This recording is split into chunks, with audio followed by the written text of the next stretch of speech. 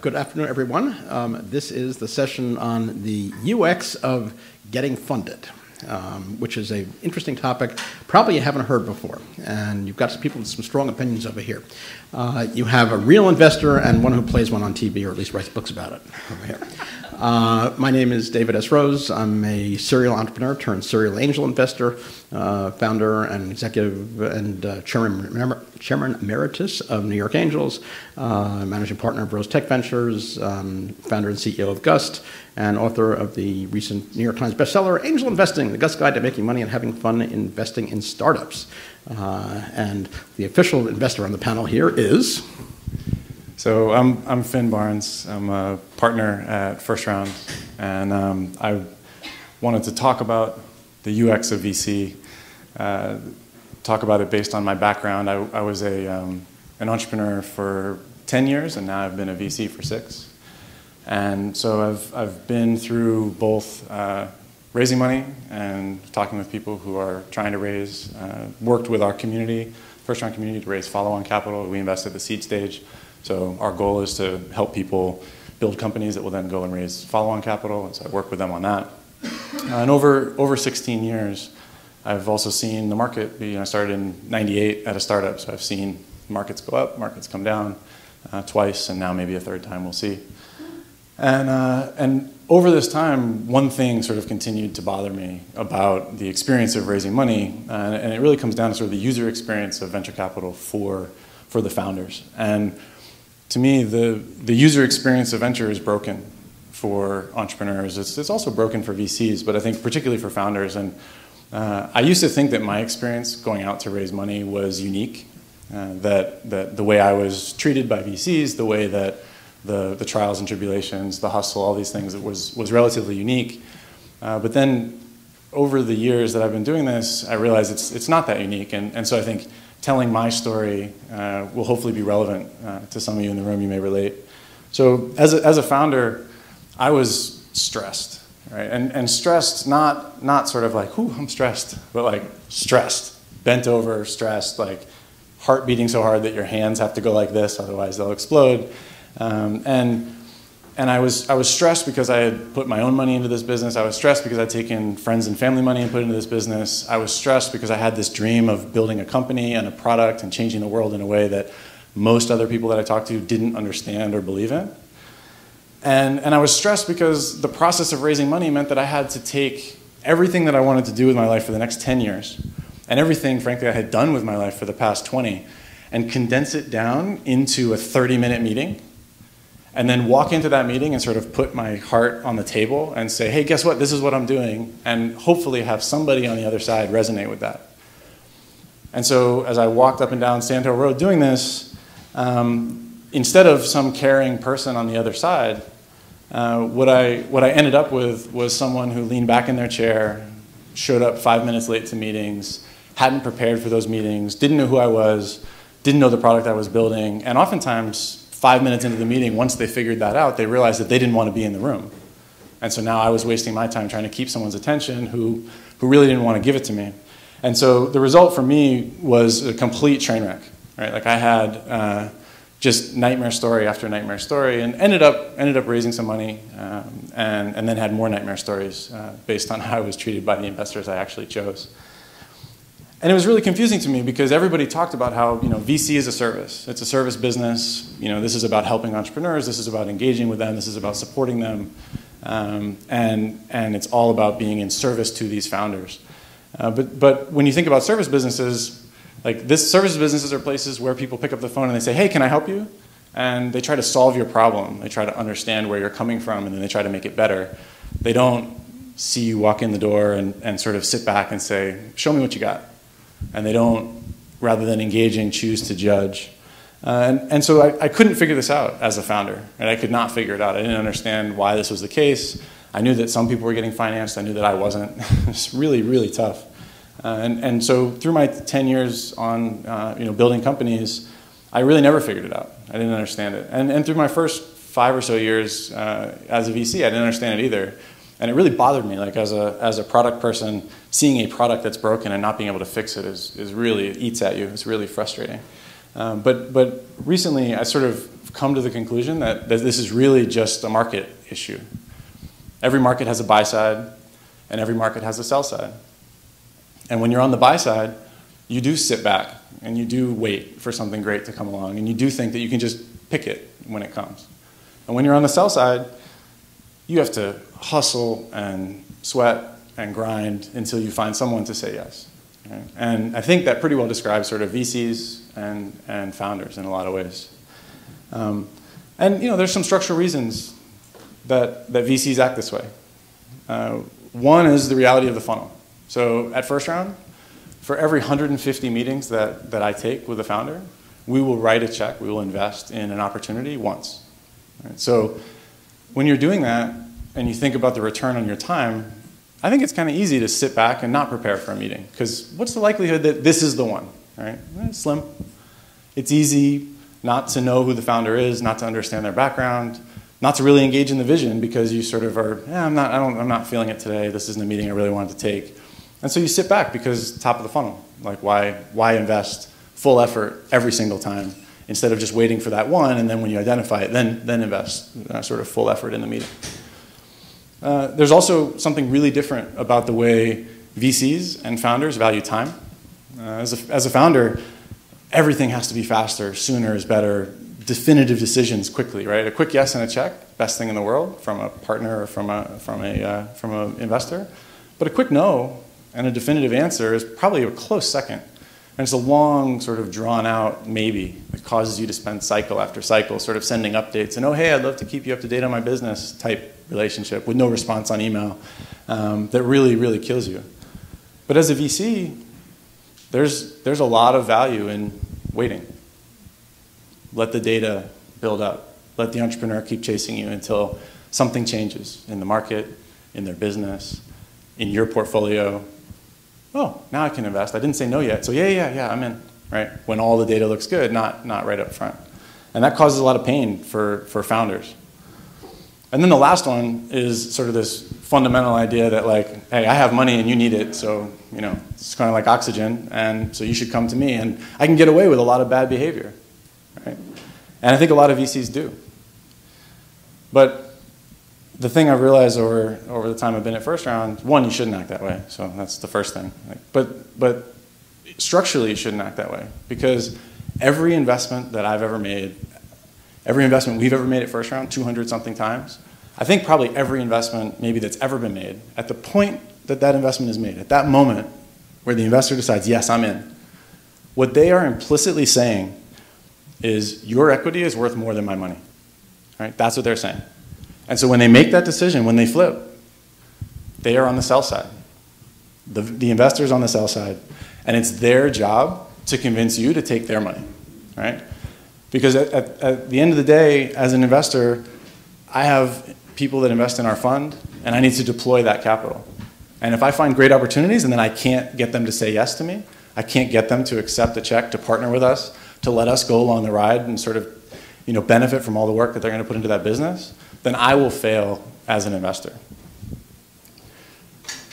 So the market is also changing. Right? The market is changing, and VCs are on the sell side for that moment, but I think that the VCs increasingly are going to be on the sell side for a longer and longer portion of the engagement with founders. And there's a couple reasons. So one, cash is absolutely a commodity. It's no longer good enough to have money. Right? Everybody has money. You can raise money on crowdfunding platforms. I have a friend who has a syndicate on a crowdfunding platform. He can put in $10,000, and that will be followed by $3 million from a whole group of people that he doesn't know. So money is available to founders. So just because you can write a check, it doesn't mean that you're going to be in business as an investor. And I think that's permanent. Up market or down market, I think that's going to stay. The other thing is competition. Right? So competition is super, super stiff for sophisticated investors. Right? So the tide rises with cash being a commodity. The people that are still left in business are really competitive. First Round started in 2005 as a micro VC, a super angel, and it's sort of cute, but we were the only one.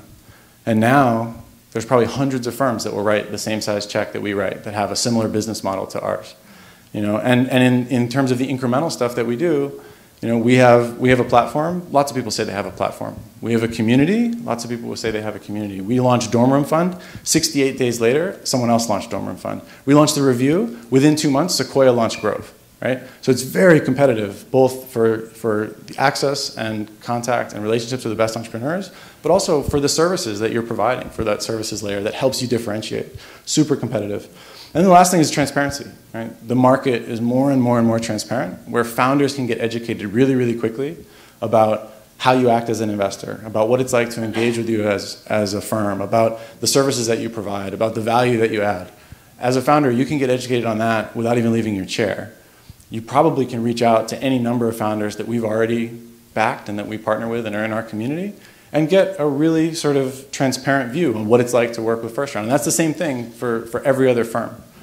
And so this changes the behavior. This changes the way investors have to act if they want to be successful.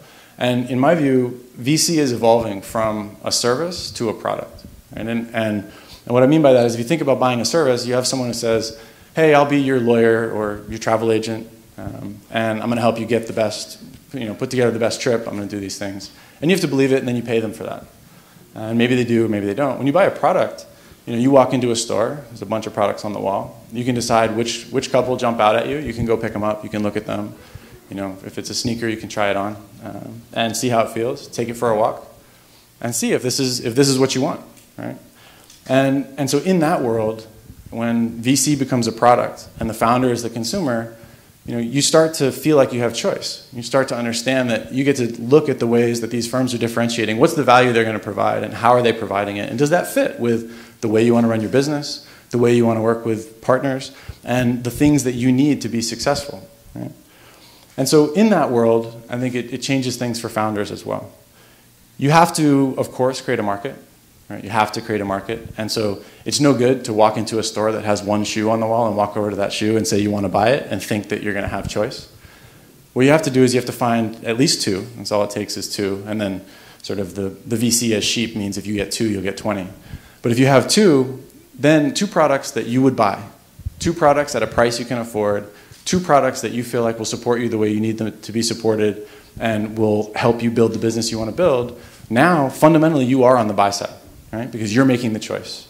You're making the choice. You convince them to get just far enough where now you're on the buy side, you make the choice. And that changes everything for you. It means you can demand more.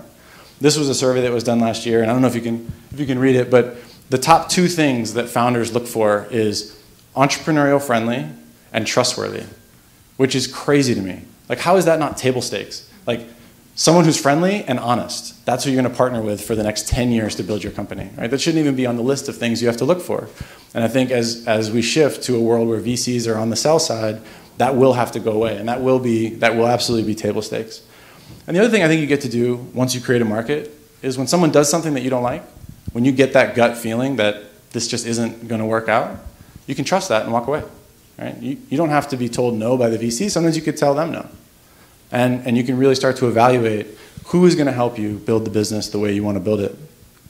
And as you do that, the thing that should give you the confidence to do it, the thing that should make you feel great about walking away from someone that's not a fit, is in this market, the reality is only outliers matter. Right? That's all in startups. That's all there is there's outliers and there's everything else. This is venture-backed VC exits since 2009. The big bar over there is Facebook, which is clearly an outlier.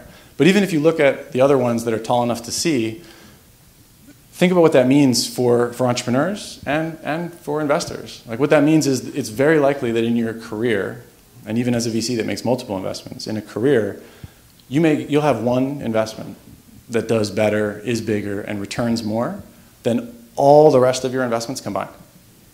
And that's just the way the startup industry works. And as a founder, you could be a serial entrepreneur and try over and over again, and it's very, very likely that regardless of the absolute scale of your success, there will be one company that does better than the aggregate of all the other ones. Right? And so your job is to convince the VC that you are the outlier, but you also have to know that as an investor, like, it's also stressful looking for that outlier and trying to make sure you don't make the wrong decision. So for me, just to make it very tangible, if I work at First Round for the next 15 years, I will lead 100 investments.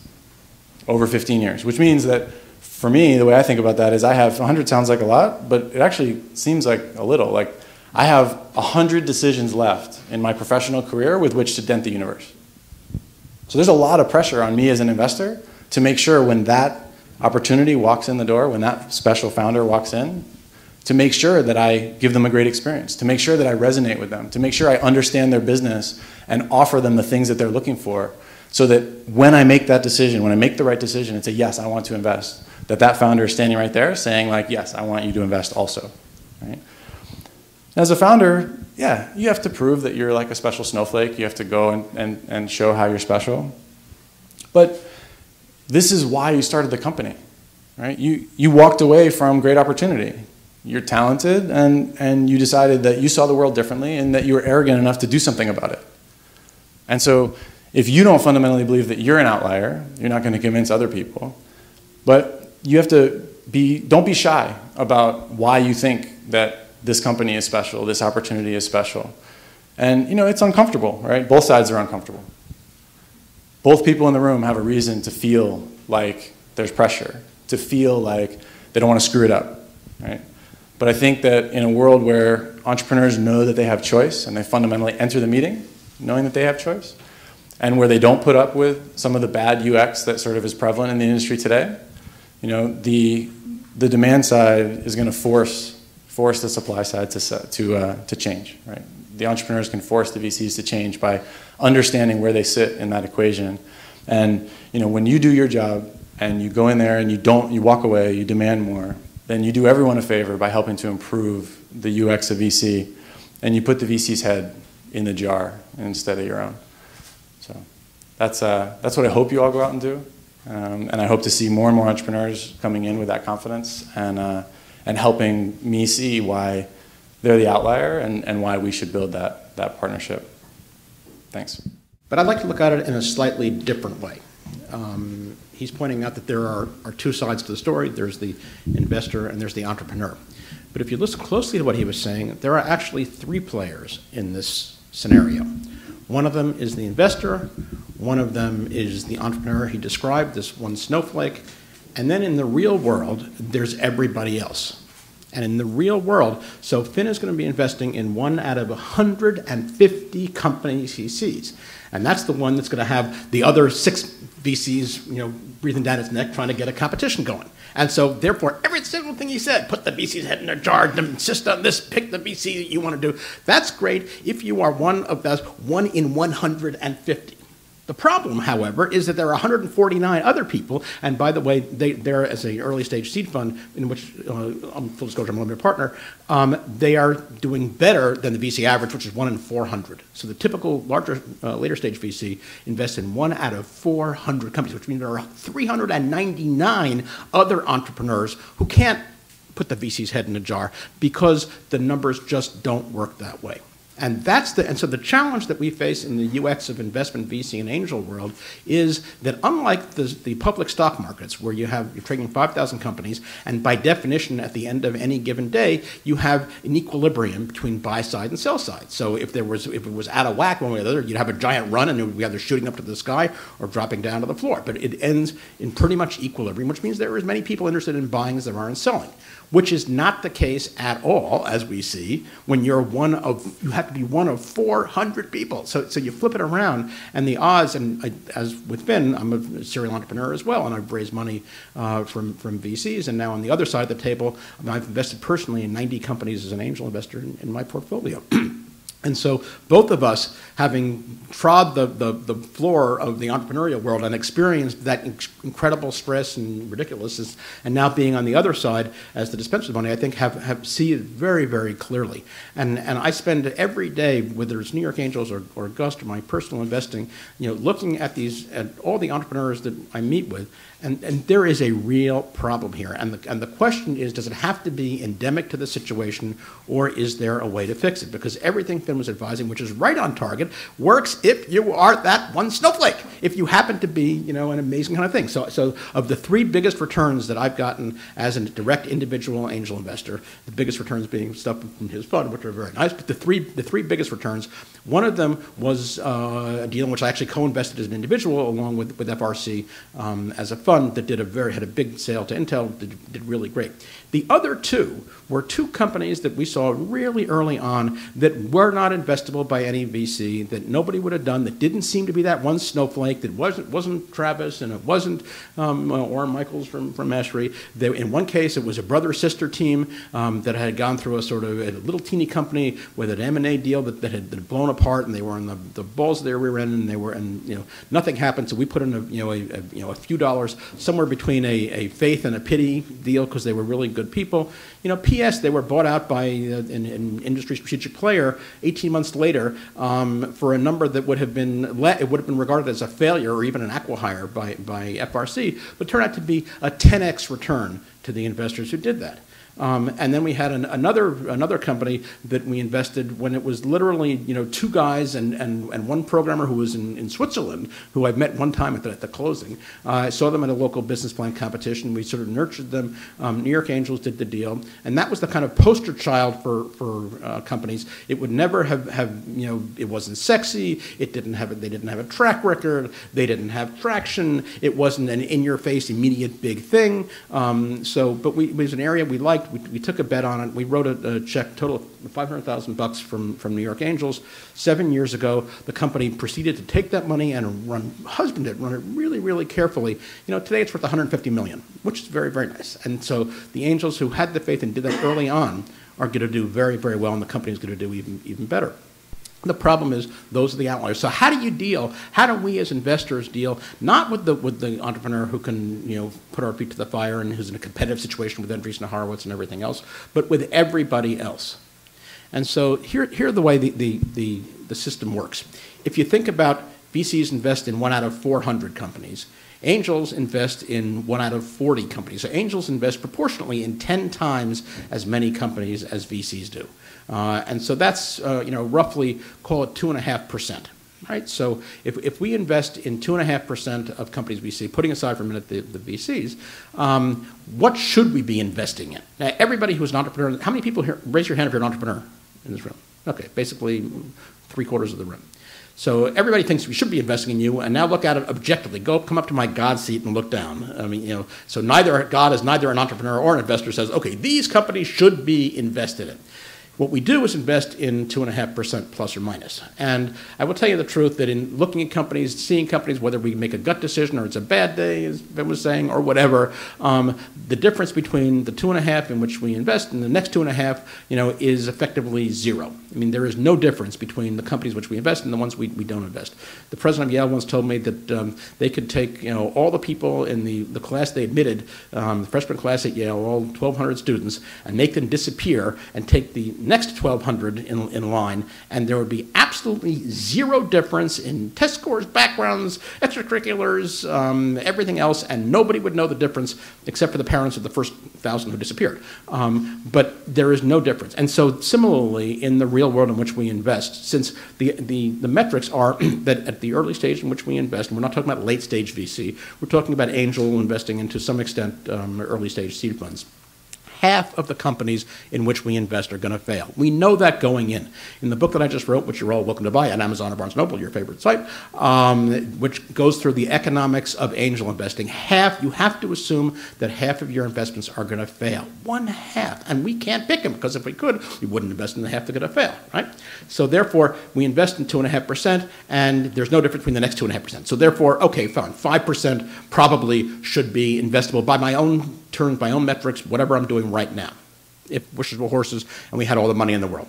All right, well then let's say we actually have a system that, as Ben was saying, is moving to transparency with the online platforms where you can actually find all the companies that are available, and companies can find all the investors, and more people read my book and become angel investors, and you go from having a few 100,000 to a few million. There are something like 7.5 million accredited investors today who are legally able to invest in startup companies, and the number of people who have ever made an angel investment is maybe 250,000. And if you take a look at people who what I would call serious, professional angel investors, it's probably sub 2,500. So you have a lot of headroom here in terms of people who could be investing. So if they're investing and and you're all using these platforms and stuff, fine. So you double that. So instead of 5%, it's 10%.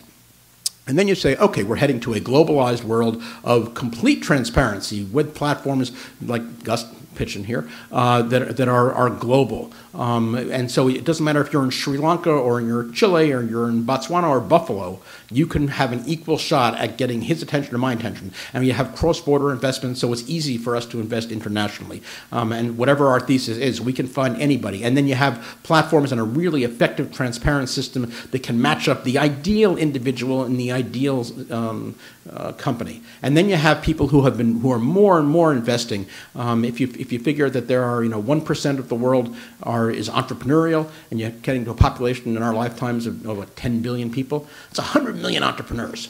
And at the same time, if you think about what percentage of the world can invest in stock, can invest in equity. Well, today, 52% of Americans actually own stocks directly or through funds. 52%.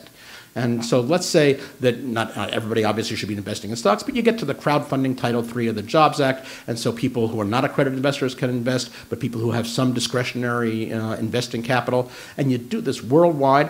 Well, if you say that 1% of the world could be funding at some level, crowdfunding or angel investing or whatever, these startups, and you state that same 10 billion population, that's 100 million potential investors out there. So if you look at a world that says 100 million startups by 100 million angel investors in a completely globalized, connected, amplified technology world over there, then you say, all right, well, in that case, we can double it again, because you could really get the long tail going out, people who are looking to invest in a particular weird thing that's only existing in some particular weird entrepreneur's head somewhere where they never run across them. Okay, so now you're up to 20%. Right, you doubled it again. And now you say, since we're entrepreneurs and this is, a lot of this stuff is crapshoot or really things that nobody sees out there, we'll throw in another 5% for the heck of it, just in the off chance that something that didn't meet our investing thesis is still the one big one that's going to be the mega one. All right, so now you're at 25%. Okay, so 25%. So that's 10x what angels invest in today, and angels are already investing 10x what VCs do. So it's 100 times the number of companies that VCs have invested in, 10 times the number of companies that angels have invested in, and done really rationally with programs and platforms that enable you to effectively let the universe decide which are the best ones. So what that has said, if you think about it, is that only 25% of companies should be invested in. So therefore, if you're going to rank order in some ideal world of entrepreneurs from 1 to 100, 1 through 25 should get funded, whereas only 2.5 do now, and the other 75 shouldn't be funded. You may be a great entrepreneur, you may be hardworking, you may have interesting ideas, you may be putting your passion and soul into this, but the fates and gods are saying it doesn't make sense to fund this because for whatever reason, it's a Me Too thing, as the markets are changing, it shouldn't be funded. So the question, the UX question we have to face as investors and entrepreneurs and everybody in this ecosystem is, what the hell do you do with a world in which 75% of entrepreneurs who are putting their love and blood and passion and vision on the line, who are quitting their jobs and investing in startups, and among them will be the snowflake. Among them will be the next Uber and the next Tumblr and the next Maker and the next WhatsApp in there. But the other 99%, the other 74% of them will not. And so how can we come up with a user experience that is not either demeaning or awful or crazy-making to those 75? Because when you're one of those 75, you're taking the risk that that's going to happen. And the odds at 3 to 1 are that you will not get funding, your company will not succeed. Of the companies that we invest in, only half of those succeed. So this is not to be a naysayer and the world is awful. It's to acknowledge a reality that unfortunately is not in anybody's interest to acknowledge. Right? Investors, we like to say, we're looking for that one snowflake. It's the put your heart and soul in your passion. This is going to change the world, and you are going to change the world, right? And so we don't want to go around saying, hey, everybody's 3/4 of really sucks, and you shouldn't be an entrepreneur and go out and get a real job. And by the same token, if you're an entrepreneur and you're thinking of those odds of failure, you're never going to start your company. The fear of failure is a real challenge. So you have to convince yourself that you're that snowflake, that you're that 1 in 100. And so that's the challenge we have to face. So the answer, what's the answer? I don't know if there is one answer to that. But our answer, at least what we're trying to do with Gust, and for those of you who don't know, Gust is a platform that connects entrepreneurs and investors. It actually connects the entire ecosystem. Over 250,000 entrepreneurs around the world currently use Gust to manage their investment profiles and to put up information about their company publicly, public and private information. So the public stuff can be discovered, the private stuff can be shared with individual investors. We have over 75,000 accredited investors around the world who use Gust to manage on their side their investments, their portfolios, looking at information from companies, managing and tracking their portfolios. Over 1,000 venture capital funds and angel groups around the world use Gust to manage their deal flow and collaboration. We have all kinds of universities and incubators and accelerators and stuff. So we are creating the infrastructure platform for the entrepreneurial world. And so that's our approach to doing this, which is to say, okay, accept the reality that, under the best circumstances in the world, 75% of companies are not going to get funded. But instead of making this a please, sir, may you please invest in me, and bowing down before the great, venture capital or angel investor out there, which is not good for anybody, but that give you the tools to provide you as an entrepreneur with what the best shot you've got at getting funded. And whether that's coming from VCs or seed funds or angels, or whether it's coming from your friends and family or business plan competitions or accelerators, or whether it's coming from government grants or whatever, this is a professional tool set that you can use to rationally and calmly look at the different options, and if there is funding out there for you, to get that done. And then similarly for investors to use this kind of rational tool set to deal with it, to make one of the challenges we have as a platform for Gust is to get investors off the goddamn dime. And because we can look at our tracking data, and investors, as Phin said, don't like to say no. We really don't like to say no. We want to maintain the optionality of, yeah, we've been talking, and now you become, the next big thing up there. Oh yeah, great, sure, now I'm going to write a check, right? But that's the last thing that entrepreneurs want. And so everybody benefits by a fast no, but getting that out of an investor, if they don't absolutely positively have to, is really, really tough. So as a platform, we are trying to find ways to encourage investors to make quick decisions, clear decisions, to give visibility and tracking transparency for entrepreneurs, so you can see what's going on and then move in. And then at some point, if you've been doing this for 2 years and you don't even get the slightest hint of anybody who is interested, you shouldn't give up day 1 or day 10 or day 100. 2 or 3 years, if you've been in front of all kinds of potential investors and nobody has given you any indication that this is investable, the odds are that you are not going to get outside equity funding. You may be able to bootstrap it, you may be able to put in your own cash, friends and family. There may be other ways to do it, but at that point, it's probably not fundable. And so the UX challenge that I see us having as an entire industry is to figure out a way to maintain everybody's dignity, to make it really, really effective, and provide a set of tools to help make the entire process both transparent and effective. So that's my thought.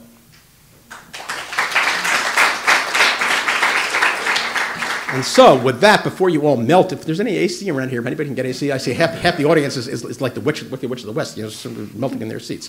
But anyway, as long as you can sit here, Phin and I will be happy to take questions, and I think we have some extra time as well. So raise your hands and we'll shoot. Yeah. But I'm wondering, how does the UX dynamic change when you start talking about investments in like emerging technologies or emerging industries? So something like wearable tech, or something like, this is a taboo subject, but in Colorado and Seattle, something like the marijuana industry, there's like Canary, which is a tech startup for that there. How does the kind of UX dynamic change, and like, do those percentages or like those assumptions kind of get skewed at all when you start talking about technologies that have? Well, the answer is I don't think so, because as you get more and more people involved in it, and I mean when FRC started, I mean they were really the first of the micro VC funds, the quote super angel misnomer, a micro VC fund, and they were doing things that bigger funds wouldn't have touched. So they were coming up. Both Josh Kaufman and Howard Morgan, the founders of FRC, were both on the board of New York Angels when they started the fund. And as you get more and more individuals and more angels into play, you have more and more disparate opinions, right? So it may be investing in substances that are illegal in certain states may not be the kind of thing that a mainstream venture fund might do, but there are certainly individual angels out there who could do it, and whatever weird thing you've got, I guarantee you, as you begin to get from hundreds to thousands to tens of thousands to hundreds of thousands of investors, you will actually begin to broaden it. So I think it improves. Good? Yeah, no, I would agree with that. I think it speaks to the transparency piece. So as a founder, I think if you're doing something that's sort of on a tail of a distribution, you have to find investors that are interested in that. And I think that you can research that, you can research the industry, you can see now who has funded other companies that have come before you, or even people who are funding, if it's emerging technology, people that make a practice of funding untested or sort of still in the lab science experiments. Related to that question, can you talk a little bit about terminology between East and West Coast? Because I've heard that on the East Coast, a seed round, sort of a noun, which you know the range better than me, is really considered a friends and family round on the West Coast. Could you elaborate? Okay, Phin, as a bi-coastal kind of guy. Yeah, so we have offices in Philadelphia, New York, and San Francisco. So we have one partnership that makes decisions together across the geography. And so we sort of we don't see a tremendous difference in the prices or the size of rounds in the two geographies that matter, sort of being New York and San Francisco. What we have seen over the past 6 months, I would say maybe 9 now since we looked at the data, is we have seen the prices of seed rounds go up by about 30%, but at the same time we've seen prices of C and D rounds go up by 300 to 400%. So that's the initial price. That's how companies are being valued. And then we've seen the size of the rounds increase. Probably at the C and D round they've increased by 100 to 200%, and at the seed round they've increased sort of by probably 50 to 100%. So while we used to be writing a $500,000 check into a company for 10% ownership, now we're writing a $750,000 check into a company for 7.5% ownership. And those rounds are going from $1 million to $1.5 million up to sort of people coming in raising $2.5 to $3 million with the seed round. I think it's from the entrepreneur side, and when I talk with founders about this, it's hard to advise to raise less. Right? It's sort of like you have the opportunity, you should take it.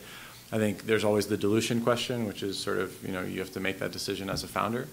But I think there are some things that I think about for founders in that sort of the size of round question. Namely, I think your job in a seed round, which I would define, regardless of size, as sort of the point in the company's life where you're taking your first institutional capital. So maybe you've taken some friends and family money, maybe you've done enough experimenting to really believe that you have the beginnings of a product or the beginnings of a market that makes sense, but you probably don't have product market fit yet, you probably don't have a team yet, but you need money to get those things done. But your job is to optimize learning per dollar, right? And so you should really think about that next round of financing and sort of what you think that looks like based on other companies in your industry and sort of what they've done ahead of you. Figure out the data that you need to support the story that you need to tell there, so you get the unicorns and rainbows and term sheets coming from the sky, and then work backwards and figure out how long it's going to take you to create that data, the resources that you need, and raise that amount, plus some extra in case either you screw up or if the company takes off faster than you thought, you don't want to be out raising again.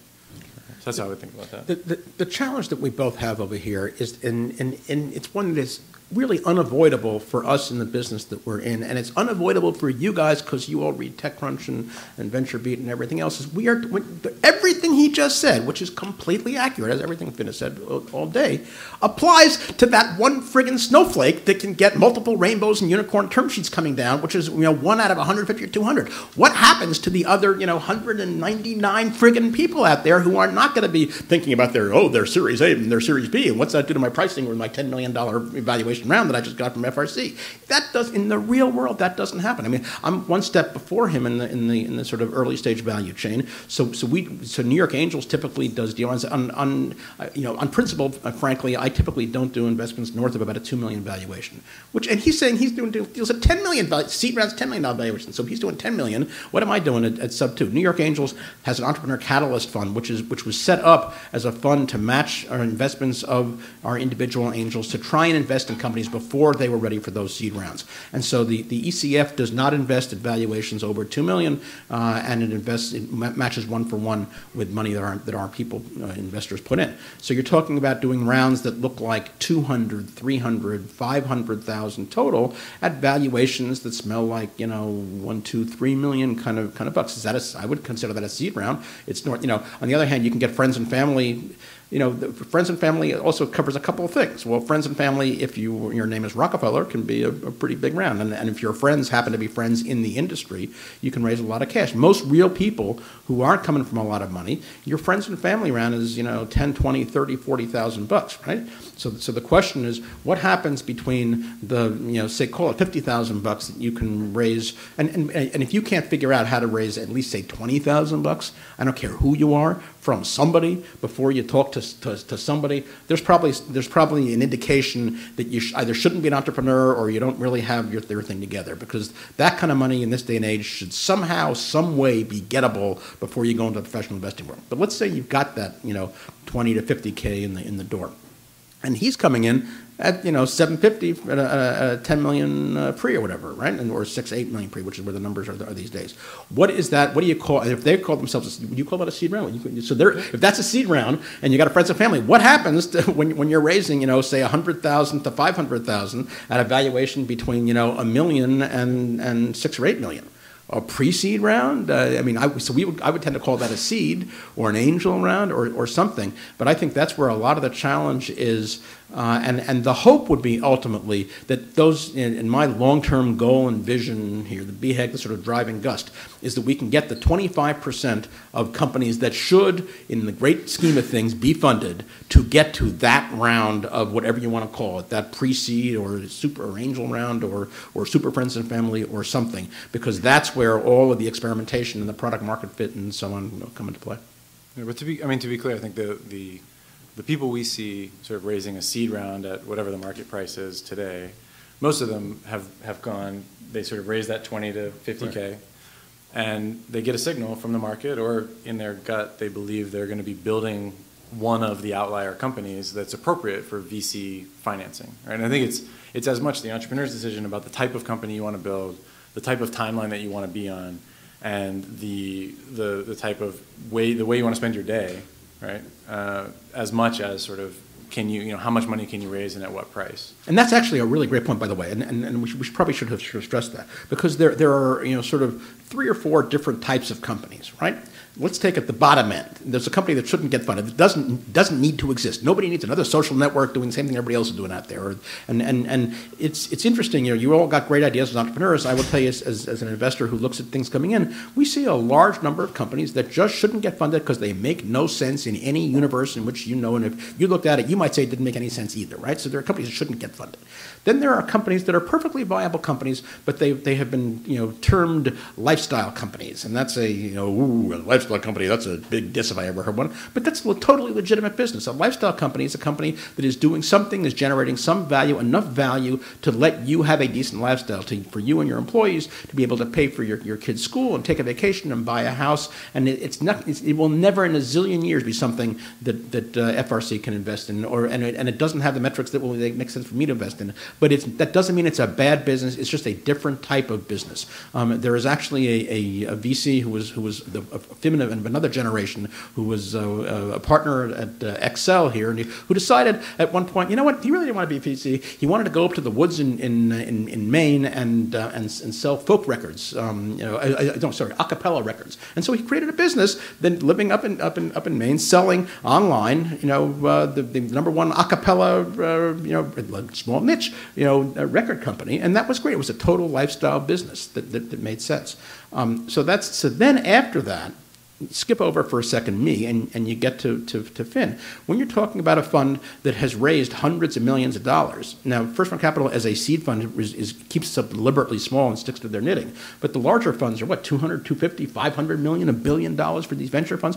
When you're at that kind of number, in order to move the needle, as we say, and get a return for your investors, you have to hit an $18 billion home run out there. You have to hit it's something that really has hundreds of millions or billions of dollars, because that's what you need to get a return for your investors. And that means that's the snowflake, that's the one in a zillion, that's the killer thing that they look for.